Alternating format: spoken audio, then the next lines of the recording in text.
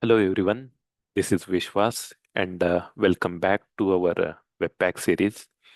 As a part of this series, we are exploring Webpack from basic to advanced. In previous couple of videos, we explore some of the important concept of Webpack, where we went with the Webpack introduction. Then as a part of second video, we started with actual Webpack implementation where initially we created one small JavaScript and HTML application, and then we talk on the different JS modules, right? And finally, we started with the actual Webpack configuration, where we created our initial Webpack configuration file and we migrated the small application that runs on the Webpack. Now, as a part of this video, let's start exploring next concept of the Webpack, and that is loaders. To understand loaders, like where exactly it fits, we need to understand the Webpack workflow.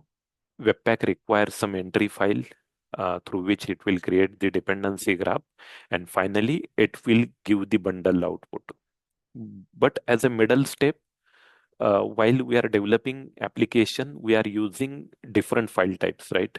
We might be using images, we might be using different font types, we might be using CSS or CSS preprocessor, right?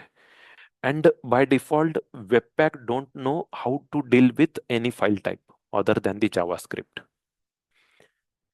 And now here's loaders comes in picture. Loaders are doing some pre-processing of different file types before adding them into the final bundle. Now also understand what are the different things loader can do for us, right? The first thing loader is used to do the transpilation. That means like a technology is changing and we are using uh, lots of latest feature, like we are using ES6, we are using React with JSX, we are using TypeScript. So loaders are basically used to do the transpilation of your code so that that is understandable by the browser. Babel is doing that for us, but we need a respective Babel loader to do that thing. Then loader is responsible for managing the images, managing the different kind of fonts and different CSS or CSS preprocessor files. Now, to understand the loaders in detail, we will go with one very small example where we will try to create that example with all the different file type, and we'll see how exactly we can use the different loader to use that application with the help of Webpack. The application is really simple. We are trying to just add all the different file types here. Here you will see the application is having one background image. Then we have a logo for our application and simple title and some description. And when user click on this logo, we will see some toast message. And as a part of this application, we are trying to load the different file type, that is images, different CSS and CSS preprocessor files, and different fonts. So let's begin with the actual implementation. For initial setup, I created one folder Webpack, and here we will see the two folder. The first one is Webpack Basic. Here we have the code from our uh, previous video, and as a part of this video, we will writing all the code inside Webpack loaders. So if you expand this folder, I already made some initial changes. You will see asset folder. In asset folder, we have a couple of images. I just use those random images from Google just for the demo purpose, and then we have one particular font. After that, I also created one CSS file in which we will having our all the required CSS, and you will see we have one index.html and one index.js. I also initiated my application. So package.json and package lock.json file gets created. And in package.json, I added a couple of dependencies, that is Webpack and Webpack CLI. If you go to index.html, I already added the basic setup. That means the required HTML where we have a div that is main container. Then we have another div with class header, and we will show our logo inside it. Then we have a section. Inside this, we will show the title of our application and then some description. And in the bottom, you will see some toast message. If you go to index.js, initially I'm hiding that toast message, and then on click of my title, I'm just displaying that thank you message.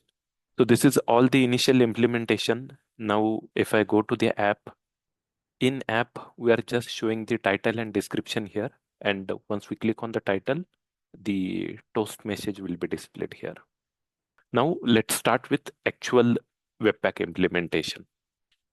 As a part of previous video, we went with the basic Webpack configuration where we added the Webpack config file, and here we added our entry and output parameter, right? Just to do the recap, we will also go with same. First, we need to export our module. Uh, for that, we will use module.exports, and it will be exporting some object. Then we will require a couple of initial fields. One is the entry, and entry will be relative path to our index.js. Then we have second parameter as output, and the output will be object, right? The first parameter will be a file name here, in which our final bundle code will be placed, and then second parameter will be path. Path will be absolute here, and for that we will require the path from node.js. So I just import it.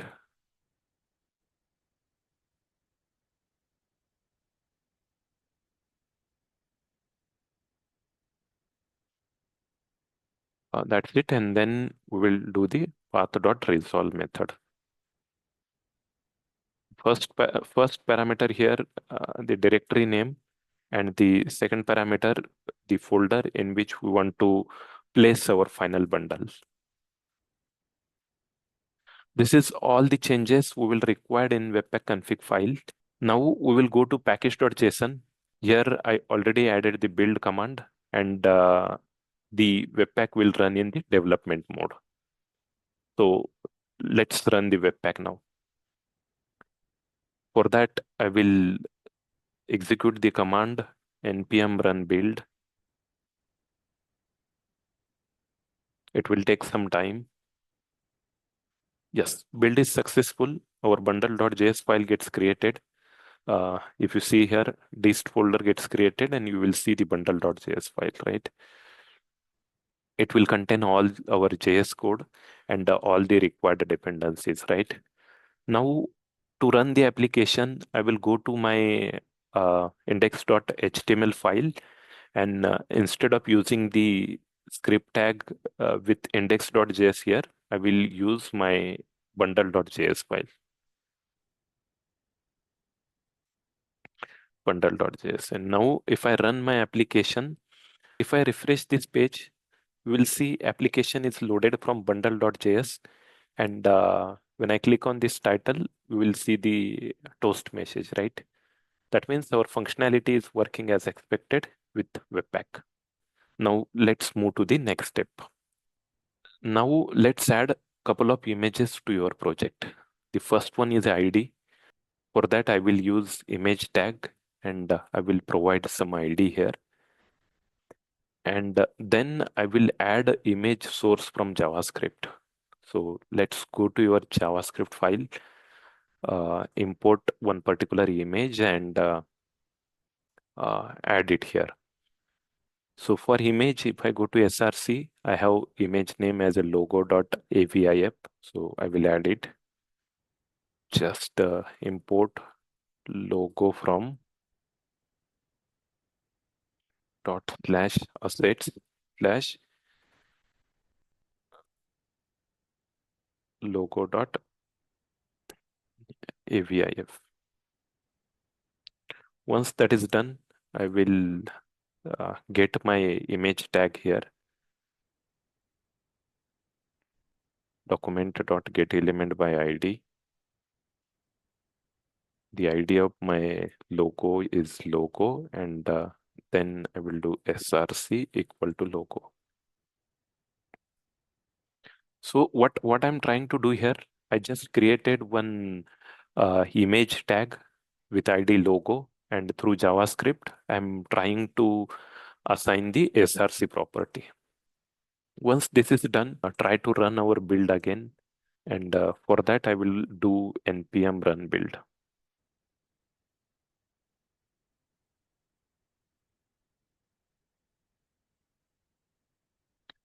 Now, if you go here, our build is failed, right?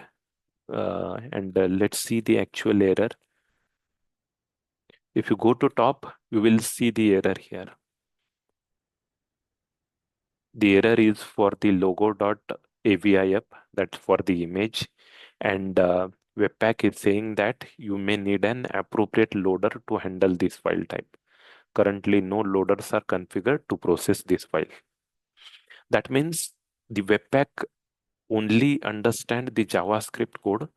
And if you have any other file type like images or CSS or fonts, Webpack is not able to understand it.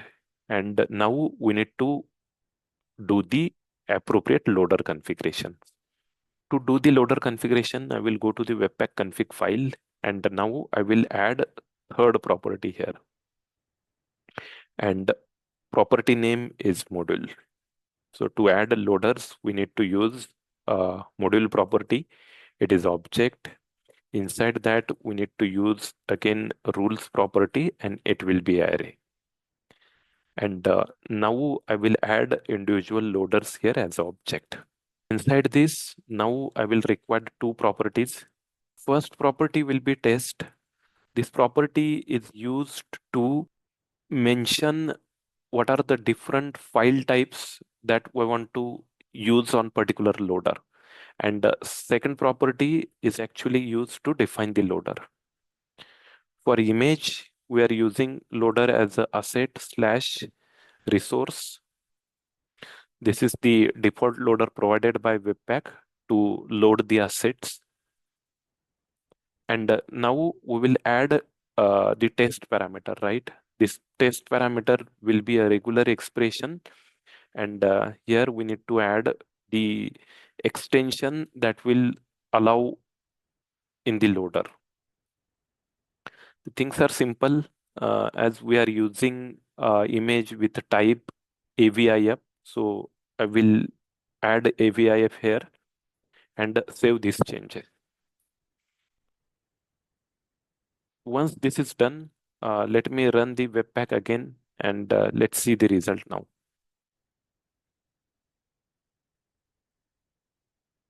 Now this is successful, and you see that along with bundle.js, the file with dot extension AVIF is also added in final bundle.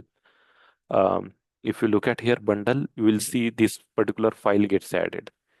And now if I run my application and refresh my page, you will see the particular image gets loaded on your page. And that is loaded through our dist folder. We successfully loaded our first image. Now also try to load our second image, right? The second image is for the background. We'll try to load that image as well. For that, I will import image again. That is background image, and it's from dot slash assets. And inside assets, we have image name as a bg underscore image and webp.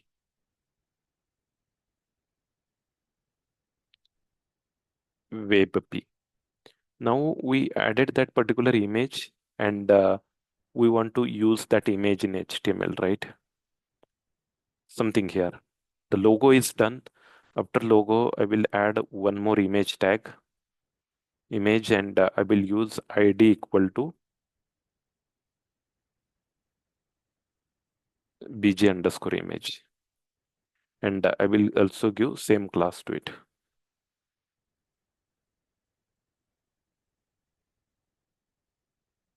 Let me correct it. And let's save our image. Now in index dot, I will do the document dot get element by ID.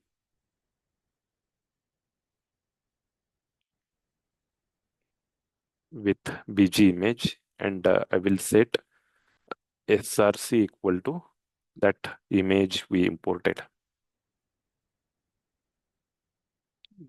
Some mistake here. Yeah, that's it. Now we save these changes, and I will go to Webpack config again, and I will require a very small change here. The image that we imported previously with extension AVI app, and now we are using image with extension WebP. So here I need to also add that extension. That means WebP. Similarly, if your project going bigger, we also have different image file type, right? We can have PNG, we can have JPEG, or we can have um, JPEG, or even SVG is there, right? So I have added all the images, and I have added $sign in the end to indicate that the after this extension, this is basically end of file name. Once I save this, and now again I will run my build. Now build is successful this time, and now it's emitted the new image in final bundle, that is WebP, right? If I go to my dist folder, you will see bundle.js and along with two new images. Now again I will go to my browser and refresh my page, and you will see the new image is also gets loaded. And if you try to inspect those images, you will see those images gets loaded from dist folder, right? That means we directly emitting the images into our dist folder here. Consider your application is going bigger and we have multiple images, right? So adding the images at root level is not good option. And now we'll try to enhance our build further, right? I will go to my Webpack config, and in output property, I will add one more parameter. And that parameter name is asset module file name.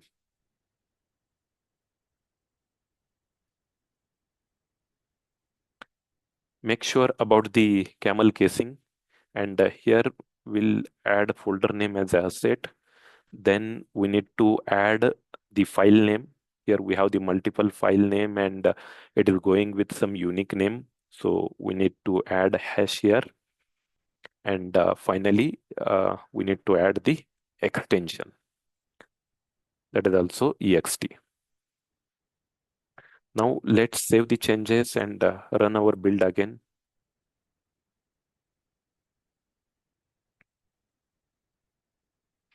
You will see my build is successful, and now in the dist folder, assets folder gets created, and both the images are added there, right?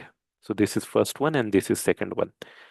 And now if I run my application again, you will see now images gets loaded from dist asset folder. This is my first image, and this is my logo image, right? Both gets loaded from asset folder. Now if you see here, whatever images that created previously, right? That is still there. That means we are not able to clear the old data that is not required. For that, I need to add one more property, and that property name is clean. Clean, we need to use true here. And once we do that, it will remove the unused file from my existing dist folder. So let's run the build again. And now you will see our build is successful. It's successfully created the bundle.js. And in asset folder, we have two images. Whatever the images initially present at root level, those images are deleted. And if you go to our application, It's still working as expected. That means the bundle.js and both the images are coming from dist folder. This is all about the image loader, right? We successfully imported a couple of images in our application. And as this video is getting longer, we'll end this video here. And as a part of next video, let's continue enhancing our application further with adding the CSS and fonts in our application. So let's continue in next video, and thank you. Bye.